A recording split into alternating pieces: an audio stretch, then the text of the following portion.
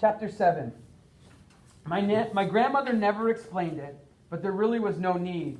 I knew now why God's Lake belonged to our family, because part of our family had died there, and their spirits still spoke from the trees. Somehow knowing that was a comfort to me. Ben and I learned from the women how to fashion elaborate braids out of red willow bark. There was a design to the weave, and grandmother watched us to make sure we made them correctly. Before the changes the Zenagush brought, the people would make mamamawash kwapadun, rice ties just like these. Each family had their own braid tied their special way so that they could be recognized in the rice beds. Each head of rice is tied with these. She talked as she worked. It was as though her hands could think on their own. We make a ceremony out of the gathering. It teaches us to remember that rice is a gift of Creator. It's a gift from God, my aunt said quietly. The old woman replied slowly, no matter how you make the address, the sender remains the same.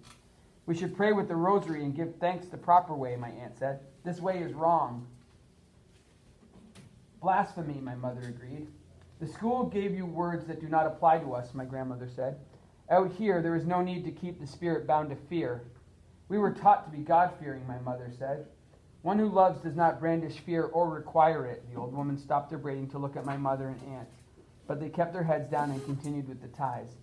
Here in this old way, you may rediscover that and reclaim it as your own. I didn't understand the words they spoke that day. I only knew that it felt right and good to do the chore we did, the simple ceremony of making rice ties. When we were finished, my grandmother and Ben and I paddled out in a canoe, and she showed us how to tie the heads of the rice so it could be harvested more efficiently. She used a long forked pole to push us around the rice beds in the slow, steady motion of the canoe. My brother and I followed our grandmother's directions. I didn't realize until later, when the tent flaps were down and I could hear the voices of the adults over the snap of the fire, that my brother had not coughed the entire time. He slept quietly that whole night. When the rice moon came, Ben and I were put in charge of digging a pair of shallow fire pits and gathering firewood. Then we dug another, larger, slightly deeper pit a few yards away from the fires and lined it with a canvas tarpaulin. On the day of the harvest, we started the fires early in the morning. In the dawn chill, my grandmother sang in the old talk, her voice reverberating off the water and echoing back from the face of the cliff. She sprinkled fresh cedar on that fire. My brother and I hauled the crisp air deep into us and tried to join in the old woman's song, even though we didn't know the words. Ben coughed and had to stop. My parents and my aunt and uncle hung back near the trees, the toe of my father's boot tracing circles in the dirt. After we'd eaten, the adults paddled off to the rice beds. Ben and I tended the fire, and when there was a good bed of embers, we propped the metal wash basins my grandmother had brought across the stout green logs to heat them. We knew what would go on in the canoes, she told us. The men will pull the canoes through the stalks. We women will pull the heads of the rice down with a stick, then we'll knock that stick with a swing of another one, and the rice will fall into the canoe. The solid clap of sticks traveled back across the water. We keep on knocking that rice until the canoes can't hold any more. Then the men will guide us back here to the fires. We heard a shout after about an hour. In the distance, the canoes emerged from the rice beds, so low in the water I thought they would sink.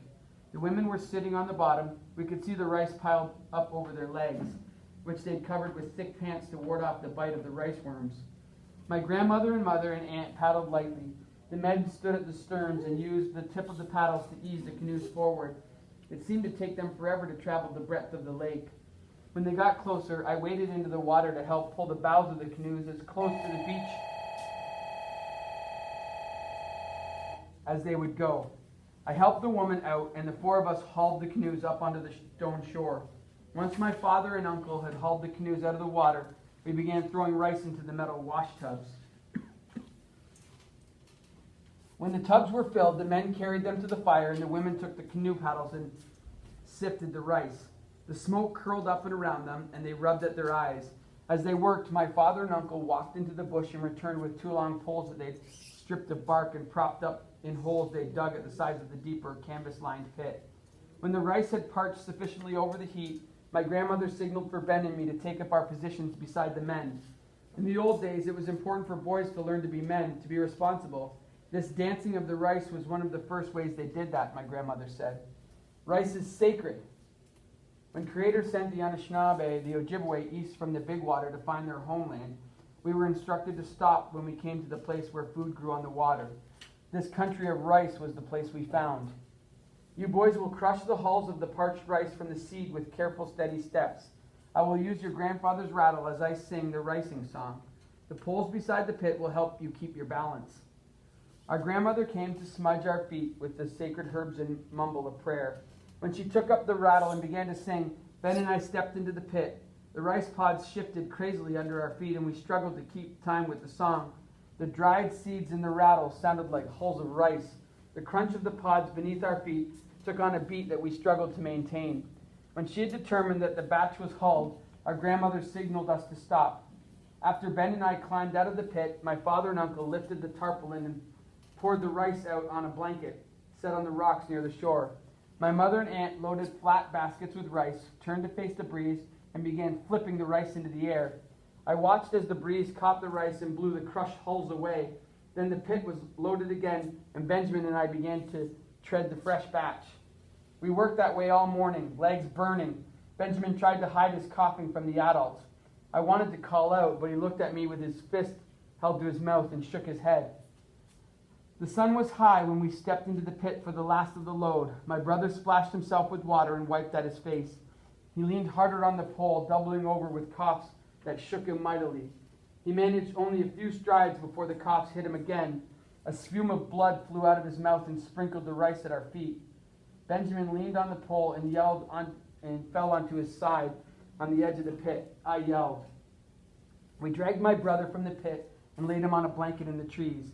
He couldn't stop coughing, and his lungs made a wet, slushy sound. Finally, my grandmother said we should move him. My brother was limp and hot, and he felt thin in my hands, empty. When we laid him on the spruce boughs in the tent, he seemed to sink into them, as though the land were already reaching out and claiming him. We took turns bringing him water. The old woman and I, the others stayed away. We could hear them talking by the fire, but my grandmother was too busy making teas and potions, using roots she'd found by searching the nearby bush to pay them any mind. I could feel the chasm between the three of us and the others, as if it were a living thing. There seemed no way to cross that distance. It was the first time I recall being afraid of my parents.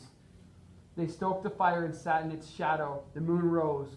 When I couldn't keep my eyes open any longer, I leaned against my grandmother outside the tent where my brother hacked in the darkness and fell asleep. He was dead by morning.